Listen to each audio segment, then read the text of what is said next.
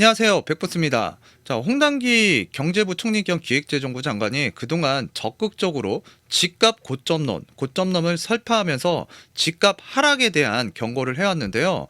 반면에 기획재정부는 내년 수도권 집값, 자, 올해보다도 무려 5%대 이상 상승할 것이라는 전망을 전제로 내년도 세입 예산을 편성한 것으로 드러났는데요. 이 소식을 접한 대다수의 사람들 같은 경우에는 내년 수도권 집값 전망을 놓고 정부의 경제수장과 기획재정부의 의견이 엇갈리면서 혼선을 키우고 있는 양상인데요. 자, 이 같은 정부의 이율 배반적인 형태로 국민들은 어느 장단에 춤을 춰야 할지 극심한 혼란을 겪을 것으로 예상이 되는데요. 자, 여러분들께서 좀 현명하게 생각하셔야 되는 시점이 아닌가라고 생각이 들고요.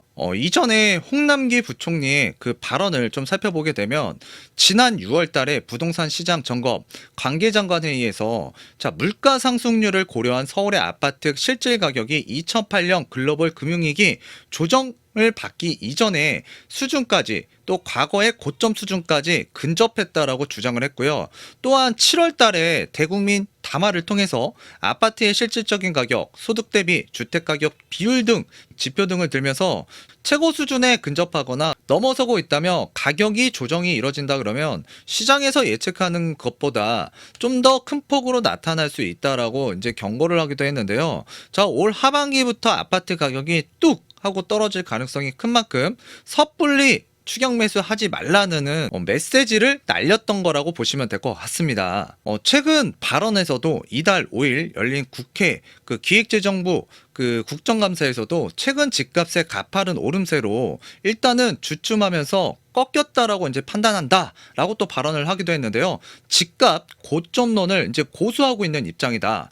자, 반면에 유경준 국민의힘 의원이 지난 21일 기획재정부에서 제출받아 본 자료에 의하면 정부는 지난 8월 그 내년 국세 수입 예산안을 편성할 당시 주택 가격이 수도권은 5.1%, 지방은 3.5% 상승할 것으로 본 국토연구원 전망 자료를 활용한 것으로 이제 나타났는데요. 자, 기재부는 이 자료를 바탕으로 해서 공시가격 상승률까지 감안해서 내년 종합부동산세가 올해보다 29.6% 증가한 6조 6천억 원을 기록할 것으로 이제 추산을 했는데요. 이는 국민을 우롱한 거나 다름없고요. 이러한 정부의 부동산 정책으로 인해서 국민의 신뢰가 굉장히 떨어질 수밖에 없는 상황을 스스로 만들고 있는 형국인데요. 또한 이번뿐만 그랬던 건 아니죠. 정부의 집권 초기인 2017년도 8월 달에 전 국토교통부 장관 김현미 장관이 집을 파시라 굉장히 강한 어조로 이 경고의 메시지를 시장에 날렸는데요.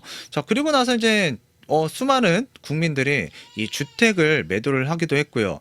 정부의 집값 하락론에 덜컥 자신의 집을 팔고 무주택자가 된 실수요자들이 이후 천정부지로 치솟은 수도권의 집값을 바라보면서 땅을 치고 후회하신 분들이 정말 많았습니다. 또한 그 이후에도 집값을 잡겠다라는 정부의 말만 철석 믿고요. 자, 5년 내내 집을 사지 않고 버텼다가 작년에 벼락거지라는 유행어가 또 돌아다니기도 했고요. 전월세 난민으로 내몰린 무주택자들, 최근에 전월세 가격 많이 올랐죠. 또한 절망과 허탈감 속에서 망연자실하고 있는 현재의 실정인데요. 홍남기 부총리가 작년에도 올해도 집값 고점이고 집값이 지금 잡히고 있다라는 발언을 할 때마다 가격은 계속 상승을 했거든요. 자, 이번에도 좀 지켜봐야 될 것 같아요. 정부는 부동산 정책 실패와 거짓 약속으로 막대하게 피해를 본 국민들에게 어떻게 책임질 것인가에 대한 답을 이제라도 이제 내놔야 되고, 또 솔직하게 좀 상황은 어떻게 흘러가고 있다라는 걸 좀 얘기해 줄 필요가 있거든요. 집값이라는 거는 오를 수도 있고요. 또 이제 내릴 수도 있습니다. 자, 부동산 시장은 신의 영역으로 불릴 만큼 주식 시장도 마찬가지죠. 전망하기가 굉장히 어려운 부분이거든요. 그런데 과거의 데이터만 놓고 지금 그 데이터와 비교했을 때 고점에 근접했으니까 이제 곧 하락할 것이다라는 단순한 지표를 가지고 이야기하는 것은 경제 수장의 격에 맞지 않는 이야기라고 생각이 들거든요. 최근에 그 서울 집값 정부의 가계대출 총량 규제와 장기간의 폭등으로 인해서 피로감이라고 요즘에 얘기를 많이 하고 있죠. 자, 상승세가 다소 주춤하고는 있지만 강남권이라든가 소형 아파트 값은 상대적으로 강세가 지속되고 있고요. 자, 섣불리 지금 대세 변화가 일어나고 있다라고 자, 단정 짓기에는 굉장히 어려운 상황입니다. 홍남기 부총리가 이야기하는 그 안정세라는 거는 최소 6개월 정도 시장의 상황을 지켜본 뒤에 이야기하는 게 맞을 것 같고요. 지금 현재 주택시장 상승세가 조만간 꺾여서 안정세가 이루어질 것이라고 속단할 수 있는 상황은 아니라고 판단이 되어지고요. 자, 부동산 시장의 향배를 좌우할 변수는 무엇보다도 신속한 충분한 공급 물량 여부에 달려 있다라고 제가 종종 여러분들한테 자주 말씀을 드리는데, 집값이 하락하려면 공급량이 늘어나야 하는데 현재로서는 분양이나 입주 물량 모두 턱없이 부족한 현실이죠. 올해 같은 경우에도 서울 아파트 입주 물량이 31,200가구 정도 이제 되는데요. 정부의 당초 예상치는 42,000가구였거든요. 그 42,000가구에 크게 밑도는 수치라고 보시면 되고요. 내년에 서울 공급 또 아파트 공급이 좀 많이 더 줄어든다라는 뉴스를 보셨을 겁니다.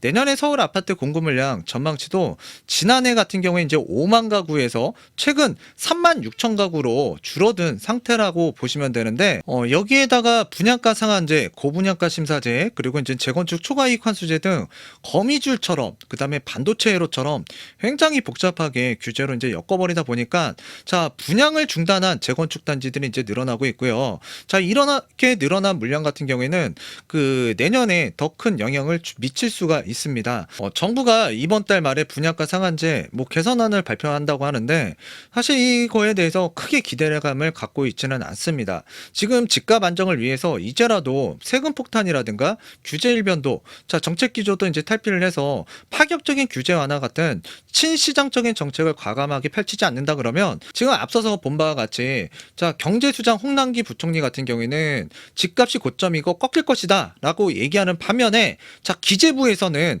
내년에 집값 수도권 같은 경우에는 5.1% 상승, 지방 같은 경우에는 3.5% 상승한다라는 전망을 전제로 내년도 세입 예산안을 편성한 것으로 드러났는데, 기재부의 수장이 누굽니까? 지금 수장과 지금 기재부가 다른 이야기를 하고 있다. 우리는 누구를 믿어야 될까요? 자, 일단 그래도 내년에 세입 예산안을 자, 이 주택 가격이 상승하는 초점에 포커스에 맞춰서 예산안을 짠다고 하니까요. 일단 이 정도 수준은 올라가겠구나, 또는 더 올라갈 수도 있겠구나 라고 우리가 또 생각을 안 할래야 안 해볼 수가 없겠습니다. 이와 같은 내용이 있기 때문에 여러분들께서도 자, 홍남기 경제부 총리 겸 기획재정부 장관이 이야기하는 것과 그 산하 자, 기재부에서는 다른 이야기를 하고 있는데요. 자, 이런 내용들 여러분들도 좀 알고 계셔야겠죠.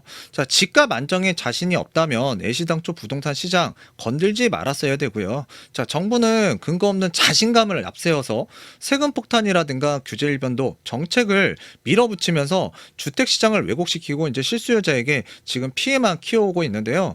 지금 현재도 앞에서는 뒤에서는 서로 다른 이야기가 오고 가고 있기 때문에 자, 오늘 여러분들한테 좀 정보를 알린다는 차원에서 좀 말씀을 드렸습니다. 자, 오늘 주말인데요. 여러분들 가족과 함께 즐거운 시간 보내시고요. 오늘은 영상 이쯤에서 마치도록 하겠습니다. 좋아요, 구독하기 부탁드리도록 할게요. 감사합니다.